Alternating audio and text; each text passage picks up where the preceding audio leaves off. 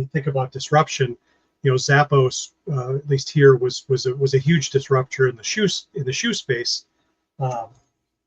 And famously, the founder of Zappos realized that the risky assumption customer will buy shoes online. It was a very risky assumption because there are centuries of children and parents they've taken their kids to the shoe store, and you sit down and the man or the woman comes by with the sizer, and they put your foot in the little thing and they see how big it is and how wide it is, and then they bring out a big stack of shoes and then they fit your shoes. You walk around and they watch you, and there's a whole sort of culture to it. But Zappos said, well, what if people would be willing to get rid of all that in exchange for buying shoes online conveniently? In the mind of some people, it might be, well, I'm going to need to buy thousands of pair of shoes and get a warehouse and get a fulfillment company and that sort of thing. Well, the cool thing is he didn't do any of that. He went down to his local traditional shoe store and took pictures of all the shoes that he wanted to take pictures of, put them on his website, and then put an order button on. And when people ordered the shoes, he went down to the shoe store, bought the box of shoes, took it over to the post office, wrapped it up, and sent it to them. But on the back end, he wrapped it in the famous Zappos service, which is, hey, if these don't work for any reason, you just send them back and we'll take care of it. And that took care of that people's worry. Gosh, I'm going to order these. They're going to be too big. They'll be too small. I won't like them. The color will be wrong. Well, wait a minute. If I could just send them back to you and no questions asked, well, that takes care of it. So, he was able to test that very quickly and found out that there was definitely a business there. And of course, there's still a big business. And Amazon bought them probably a decade ago. I was actually in one of the founders' homes in Vegas, Tony Hsieh, the late Tony Hsieh. He passed on a number of years ago.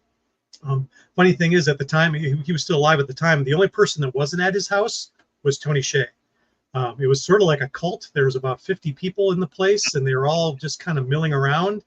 But I got to hang out at Tony's house. Yeah, wow.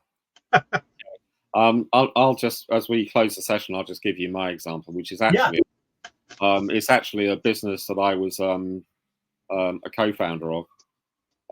And this is an example of where a really good idea can be ahead of its time. I was part of a business called Story Code.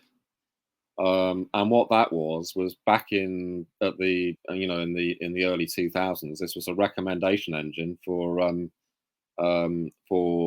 giving people recommendations for what books they might want to read or what movies they might want to watch, or maybe they wanted some advice about what wine to drink or what holiday to go on. And essentially the how it worked was, or the kind of things that work for that kind of recommendation is that the only way to find out whether you like it or not is to actually try it. But in order to try it, you've got to buy it, which is obviously a problem. So we worked out a way of actually asking questions in a way that you could build up these things called codes, which would then be matched with each other, and then depending on what an algorithm would produce a code, and then you match these codes together, and then you could work out percentage matches between codes. And so it was a very objective way of actually measuring different things against each other. And we went on Dragon's Den, which in the States is Shark Tank. Okay. And we got poo-pooed by the investors who said we could do that in our bedroom. And the big problem is that on Shark Tank / Dragon's Den is that you can't take a computer into the room with you. And that's a big problem if you've got a .com business, which you want to get one of these investors to invest in, because you can't show them how it works. That was a bit unfortunate. But even today, what we came up with is way better than anything that's out there. So I'm kind of thinking if I ever come into a fortune, I might well try and revive that. Well, the only reason it stops is because our techie guy decided he wanted to go and get a job. So I guess we were an example of running out of cash, I suppose.